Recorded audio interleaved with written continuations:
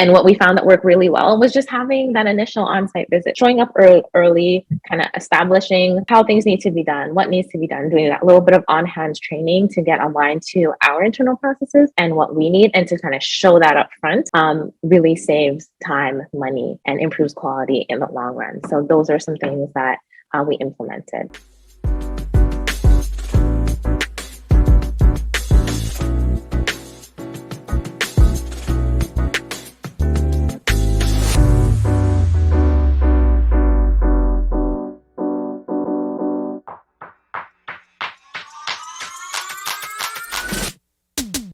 It's so good to see you, Donalta. It's always good to see you. We always have a good time when I see you in person, when I talk to you on the phone. Really great to catch up. I'm so happy that you're here. You have an Airbnb arbitrage business on top of a few other things that you have on the go. And so I'm excited to chat about that. Yeah, thank you, Adriana. Nice to see you as well. It's been a while. Always a pleasure seeing you.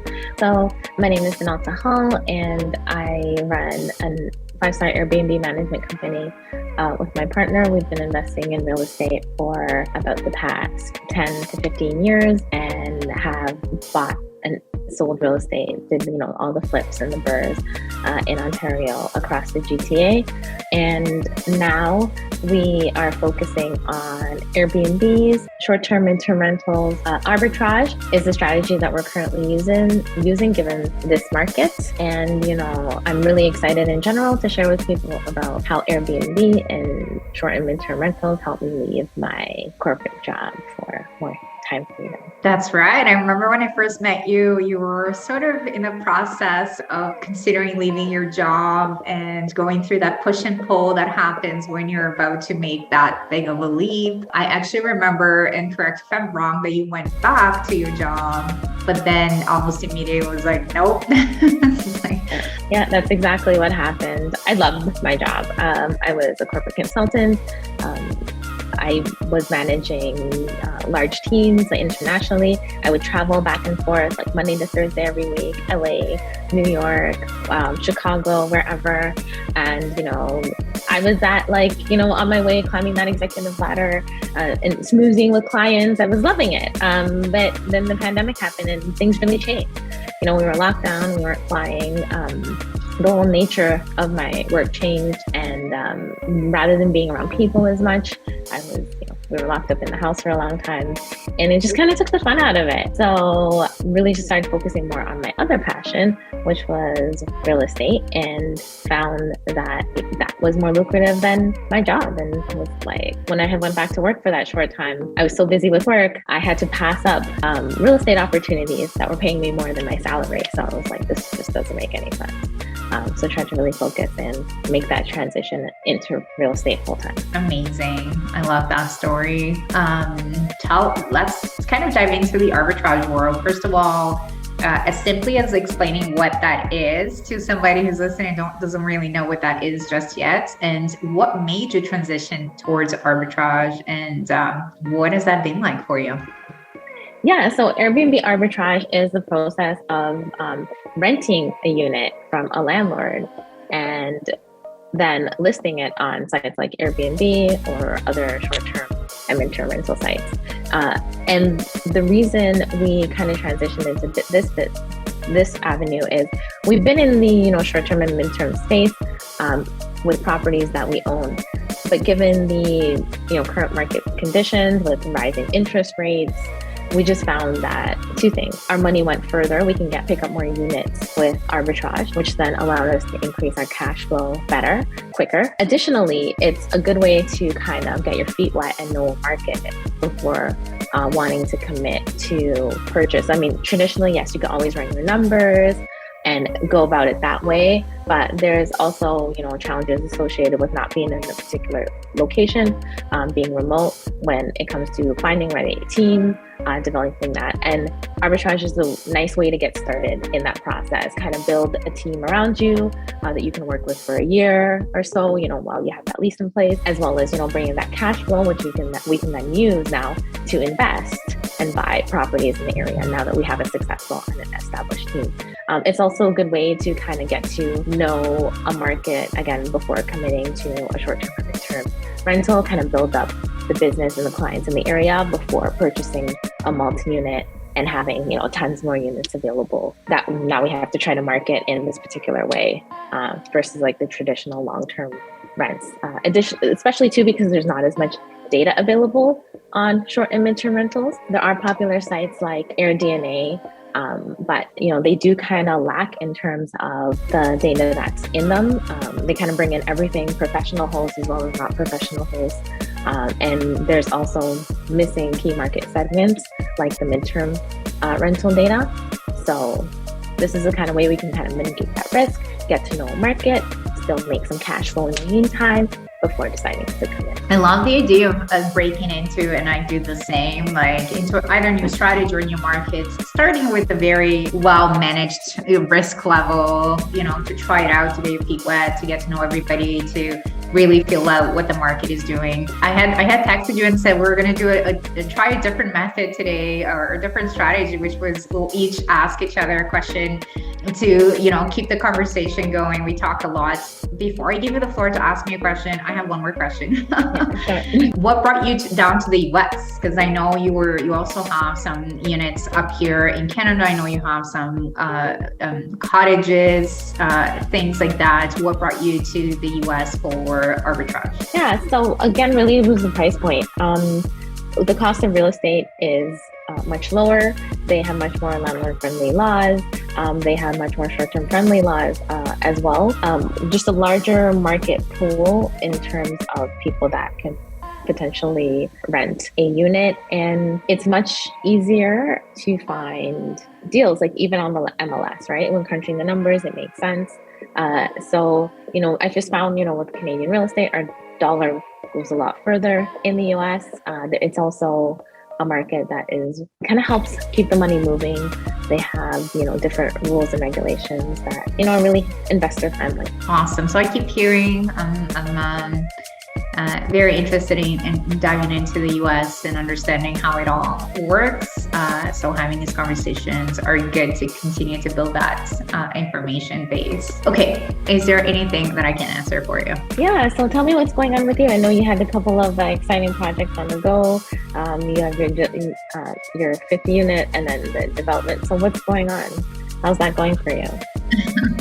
Yes, I'm glad to answer that question. I was just telling Donalta earlier that I'm in project management world right now. So is she. So we should touch base on that. But I'm project managing the renovations of our 6 units development project. So we currently have a development project, but we bought the land with a house in it, like this old, beautiful, historic farmhouse. And we're currently in the process of repurposing that building, renovating it. It is quite a historic home. So we are doing major work in terms of plumbing, electrical, updating, bringing things up to code, and safety regulations, as well as renovating the units and giving the love that it needs.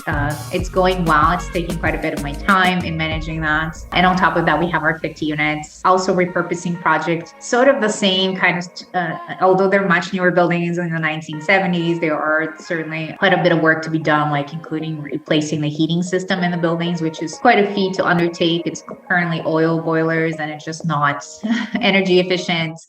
Obviously not the safest to have in place, so we are replacing with electric, and that's quite a feat to take on too. So I'm in project management world right now. It is my bread and butter. We did burrs for so many years, so it feels very familiar to me. It feels like this is what I do.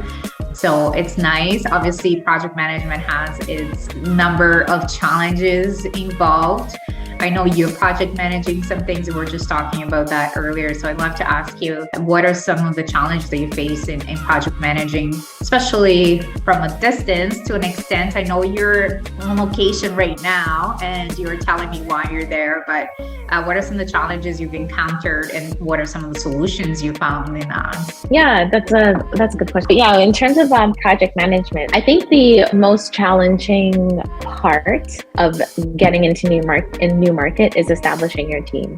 So not only like establishing them, finding the people who are right fit, and also training them to your methods, your ways of doing, and getting that up to par. And in that time frame, while you're kind of initially setting up, there could potentially be a lot of rework, right? Rework in terms of like how to give feedback, finding things that should have been disclosed, kind of understanding the different working styles. And with that rework comes costs. Right? You have to pay the people on the ground to, go back and take the pictures or redo things and touch up when expectations aren't as aligned. Additionally, it takes time, right? So you're paying more, it's taking more time in order to achieve that quality, right? Those of you may be familiar with project management or not, project management 101 is quality, time, and money. Those are kind of the three main factors, and you can get two, but something's going to have to give. So that being said, one of the reasons again I picked Cleveland, Ohio to invest, and I'm looking sort of in that area, is because of proximity to the border. It's somewhere I can get to relatively quickly, spend a day or two, and get things sorted out. And so yeah, just out here right now, kind of made the decision over the last couple of weeks that I would kind of be on the ground in order to mitigate that. Given that I know what I want and I have the experience, I can spend 2 or 3 days and kind of organize people and train them hands-on, and some things kind of express and take care of myself and see it firsthand, which is shortening the time that the team needs to spend working on it, as well as the cost of me paying people to get that work done. So that's something I kind of have been looking at in the projects, like in terms of like when doing the postmortems, what works well and things we need to change. And I think I've been a remote project manager in IT for many years. And so kind of thought, okay, yeah, it's just remote project management. But construction is quite different. There's a lot more that goes into it, a lot more detail as well too. I've been doing construction hands-on locally, and always kind of had that ability to, if a contractor asks a question, I can be like, yeah, okay, I'll be there, in an hour or 2 hours, and I'll let you know, I'll take a look, I'll let you know. Can you kind of explain what you're talking about? Walk me through, we can have that like on-site. And what we found that worked really well was just having that initial on-site visit, showing up early, kind of establishing how things need to be done, what needs to be done, doing that little bit of on-hands training to get aligned to our internal processes and what we need, and to kind of show that up front really saves time, money, and improves quality in the long run. So those are some things that we implemented. And Adrienne, so how are you finding it with your projects? I mean, you're working on this historical house. Both of your projects are a bit dated buildings. Are you having any challenges in how you sort of managing it? Are there like specific regulations that you have to deal with in terms of history that you need to keep up with to make the house match? How's that going? Yeah, great question. It is not heritage, this home. We checked many times as we were going through the process. It is very historical. We're talking about 1800s. We're talking about there is a bathroom in the house, which we've been told, and there's essays and theses written on this property that is the first bathtub to be installed in St. John, New Brunswick. So I don't know if that's 100% true. That's what we've been told, and we're restoring it and keeping that piece of history there. Luckily, we did not have to do a lot of like checking in with the city or meeting specific regulations. I do agree with you in terms of it is very difficult on the construction side to be making decisions from afar without being there in person to confirm. I have to put an immense amount of trust in the construction team. It just, even today, earlier, we were talking about vanity for the bathrooms. I said, I'm not there to kind of get a feel for the space, for what fits, for colors. Like, as much as I look at it in the picture, I'm going to have to trust you to pick a vanity that's within our budget and that you feel like it fits good, it fits well with the space. Because the house is so unique and every unit, we're doing different things to it. There isn't also like a rinse and repeat model for 50 units. We're going to come up with one design package and we're going to repeat it in every unit. For this one, every unit is unique. Every unit has its own components of like beauty and ceiling and historical wallpapers and paintings and glass windows. So ultimately, every unit has its own character, and we have to work around that. So it's been interesting that way. What has saved me a ton of, or what has given me a really, really great advantage of not having to travel as much to location has been the fact that my business partner lives there. And that has made all the difference in having somebody be on sites, taking a look at the quality, taking a look at design and things like that. And obviously building, and then from then on, we're able to build a team that now we can continue to trust. And they're moving on to already a second project with us, the same construction company. So I know that as we're working together, we continue to find our systems. We did have to implement some really good organizational systems in place to keep us moving forward in the renovation. So one thing that we've done is we have weekly meetings where we discuss design and approval process. We discuss quotes and what's been like. Ultimately, we want to talk design, quotes, timeline, budgets, all of these components, and make sure that there is an approval process in place to keep them moving forward and minimize communications. We're also using a CRM to keep us organized on all of that too. So it's a quick reference for them to go in and check where things are, what has been approved, where we're at with budgets, where we are with invoices, and so that we're all on the same page. Yeah, that's the system. I'm sure that took some time to build out. It's ongoing. I believe systems are never really done. I think you have a first draft and then you improve on it and then you keep improving on it as you go along. So I'm happy that we're building on something. I wanted to ask you, do you take on clients for your Airbnb? Two questions there. For your arbitrage business, secondly in questioning there, I feel like the word Airbnb has become synonymous with short-term rental. And in a lot of circles, do you only use Airbnb or do you operate out of other platforms as well? Yeah, very good question. So we're just so swamped right now where we have properties all over the place. We're launching properties in Tulum, Dubai, Atlanta, looking to expand to like Houston, St. Louis, Charlotte, as well as some properties we had in Ontario. We're setting more up as well. So it's really challenging at this point to take on clients because, I just feel that I can't give them the time and attention they need at this point. So currently we're not. The second part of the question was Airbnb synonymous. Yeah, so absolutely. Airbnb has become synonymous with short-term rentals. And I'm glad you asked that question because it's more than just Airbnb. Airbnb is a platform. Short-term vacation stays as well as corporate stays have been business niches that have been around for a very, very long time. For Airbnb, there's always been vacation rentals in places like Florida, even like Muskoka. So that has always kind of been a thing. Even corporate rentals, people traveling for business, it's been around for a very long time. So yeah, we do a lot of things. We advertise, we get direct bookings. We also use other platforms as well too that cater to different markets. VRBO would be one of them, booking.com. Some of them are geared towards hotels. So it's really about the type of property that you have and the specific demographic that you're marketing to, whether you would gear it more towards a short-term rental or a mid-term stay and what sites you would use. Potentially, depending on a market, you could do both and do it seasonally. That's a very popular strategy that we use in Ontario. But you're absolutely right. There's more than just Airbnb, and Airbnb is just a platform. So, I caution people, regulations, rules are always changing. So just be open to alternatives outside of traditional long-term rentals and kind of understand what those niches are and how you can attract guests towards those niches versus focusing on a platform. I love that. My mind goes into logistical questions like how do you keep track if you're using different platforms for your bookings? Yeah, absolutely.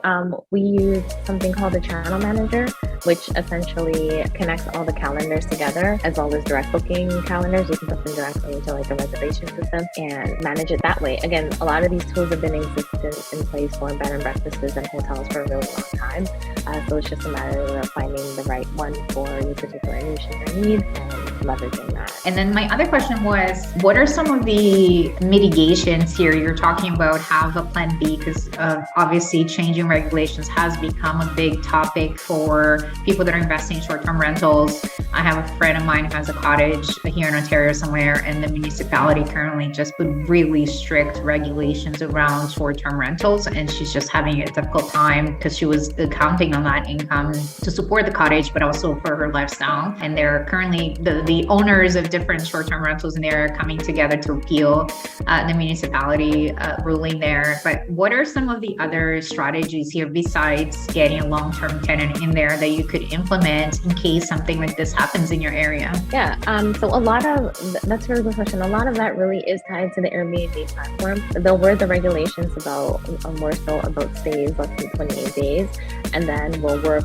with Airbnb, for example, to have them enforce those things and then report the data. One way around it is, as I mentioned, direct bookings. Like there's always been a market for cottage rentals.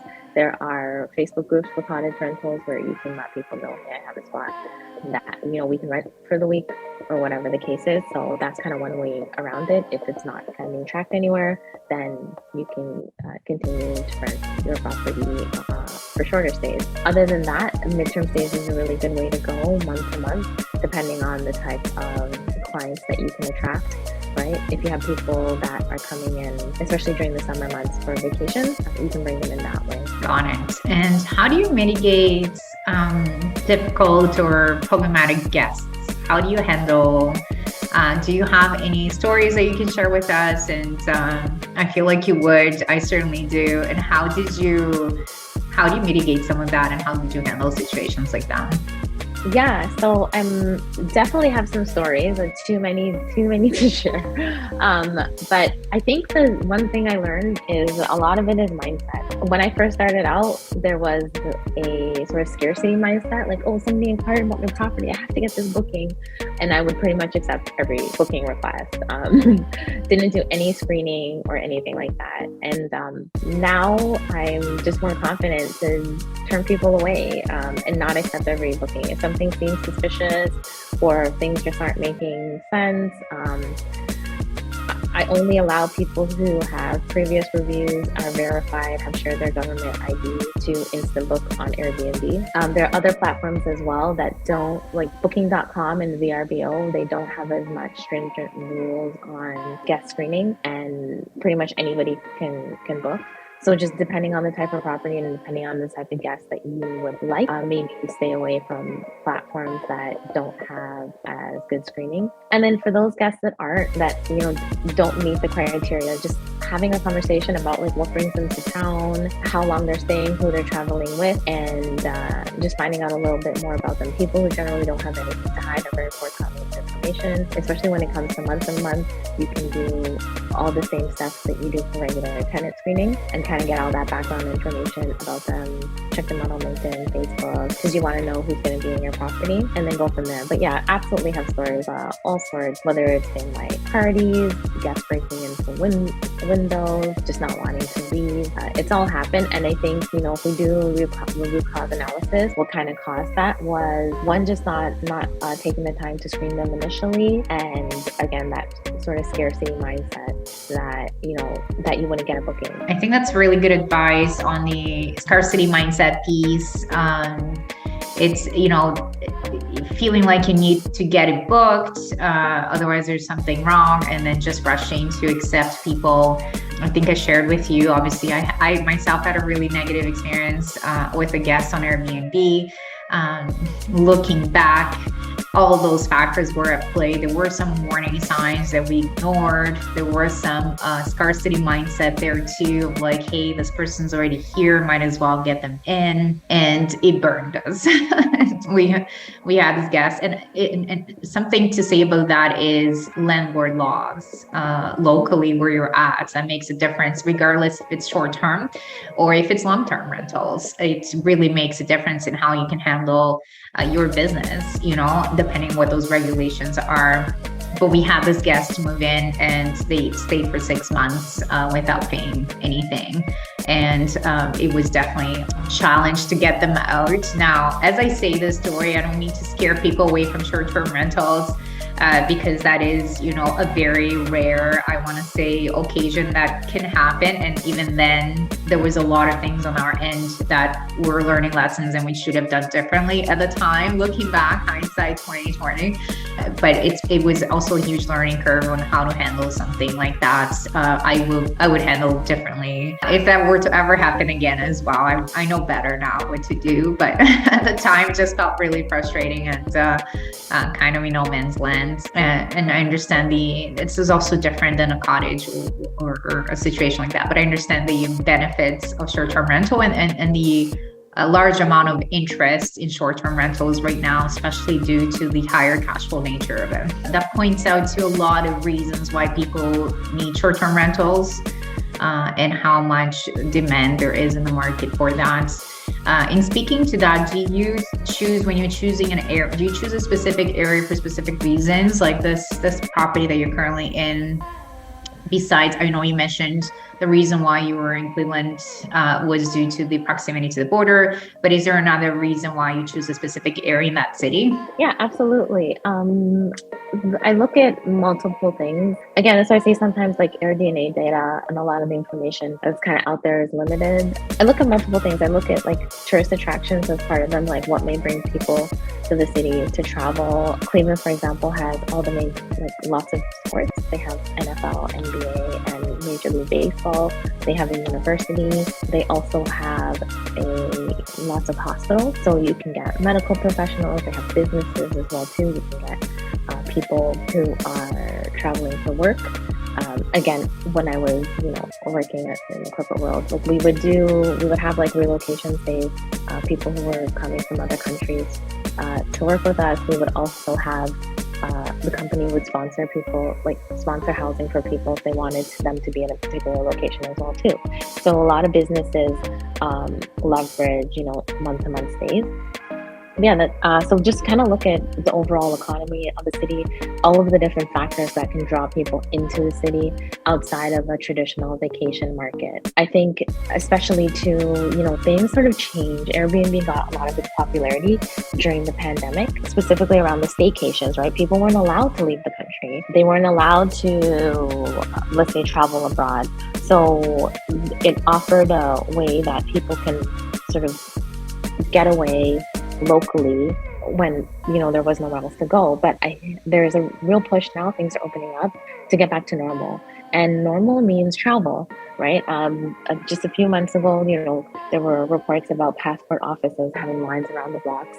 We've seen it this summer too. People are moving around again internationally, and so some of the more traditionally architectural or remote experiences that Airbnb was pushing before, or people were leaning towards, were a real niche phenomenon, right?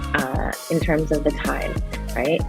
Now people want to go back to, again, moving around to the big cities and getting out for other reasons outside of staycation. So I think it's worth considering not just the vacation aspect, but just the lifestyle aspect of a property and a location for short and midterm rental. Makes sense. I think hotspots like near airports, convention centers, things like that. Obviously, business centers for companies that are bringing workers from out of town, as well as hospitals for some longer term stays where people family members need to be nearby, things like that. So there's some good spots to consider for just a lifestyle, as you said, as opposed to vacation type of properties. I feel like the other question that I have about on the Airbnb space, and that's something that impacts owners more specifically, is the financing side of things. At least, I'm not sure if it's how different it is. I know that United States, it just has its own world of regulations and financing options. In Canada, if you have a property that's being, used for short-term rental, lenders don't appreciate that. They do want to see that steady long-term leases income. So talk to me a little bit about that, if you've experienced that in any of your short-term rentals, and how do you get around that? Yeah, so that's also just another reason why, we're looking to expand to the US as well too, is because there is financing available for short-term rentals on the investment side of it. where that's not as available in Canada, even the ability to get like proper insurance. But one of the ways, again, around it is to have corporate leases, even in Canada, let's say with like an insurance provider, or if you're working specifically with a company doing month to month.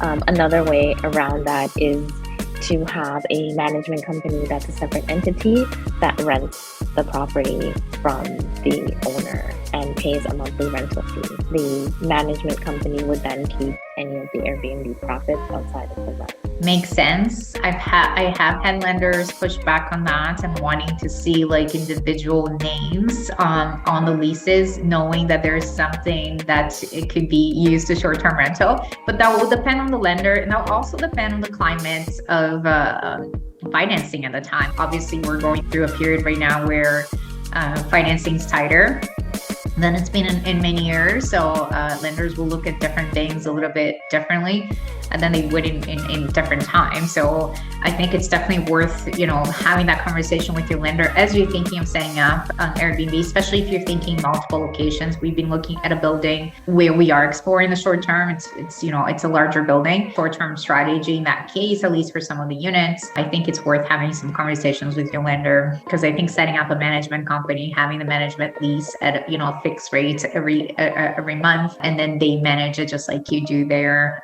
the short-term rental side, is a good way to show that permanent lease. I think definitely talking to a lender and confirming that that's something to be, consider and be okay with is important. An important part of the process in your due diligence in figuring this out. Absolutely. And I think in a consideration of that too is the zoning of the type of property. If once you get to a certain size and scale, if the property is zoned to be able to support short-term stays, then that's an expectation that the lender would have kind of going into it, versus if it was a traditional residential property. So kind of having that conversation as well too, and being very precise in terms of what you're picking the property up for and making sure that it does have the right zoning. Because either way, that's something that you could run into as a challenge down the road. A lot of areas do allow short-term rentals, but they allow it in specific areas with specific zoning. And while it may not be thoroughly regulated, it could potentially change and catch up to you. So if it is a long-term strategy that I think people are considering, to your point, I think it's also important to consider the zoning to make sure that you can sustain the strategy long-term and that the lenders are aligned with the expectation in terms of what this property will be used for. Good point. On the due diligence side, I have one last question for you. What are the profit margins that you're seeing on the arbitrage side of the business? Yeah, I think it depends on the starting price point of the property. Like for example, again in Cleveland, Ohio, there are units. They call them like efficient suites or like one bedrooms. You can pick up for like $500-$600 a month, and then turn around with minimal investment and be making $500-$600 profit. So it's essentially, you'll be doubling your money monthly even after expenses. But I think in general, a good starting point, aside from a percentage, 50% is like 100% is like great, right? Is looking for anywhere over about like $800 to $1,000 a month as a starting point, and any potential upside per unit. I was going to ask per unit, per property. Per unit. Yeah. Do you focus on then like multifamily properties when you're doing arbitrage, or do you do single family? Both. There's benefits to both. With a multifamily property, there's economies of scale, right? So you can get discounts for getting multiple units. And then it's also great for operationally, because it's easy to have a cleaner go in, do multiple units at a time, maintenance and those type of things. They're all happening in the same place. But there's also a demand for large single family homes as well. Most of the homes I look at are large single family homes. I think there's a benefit to hosting groups. Yeah, so it really depends on the market that you're trying to attract. Again, like in a family who may be traveling for a work or relocation, let's say, two parents, two kids, sometimes a dog, they generally want at least a 3-bedroom home in order to be comfortable, and will pay accordingly, right? And I find too, with the dual income, they have more money and will spend more money. So the larger homes tend to suit families very well, versus you'll have maybe single people or couples in smaller units, right? And they have a little bit more flexibility, more spontaneous, doing things last minute. So you tend to get like more last minute bookings in those type of units, where the larger properties require a little bit more planning and tend to be longer stays, and then less risk. Well, if you screen correctly, less risk of damages into parties if you know kind of who's coming in there. Makes sense. I love that. Donalta, thank you so much for chatting with me and addressing this, hot topic of short-term rentals and sharing some of your experiences with us as well. I appreciate you, my friends. I look forward to seeing you again soon. Let me know when you're back in town. Yeah, for sure. Go for a drink. Yes, that'd be amazing. Thank you so much, and we'll see you soon. Bye, everyone.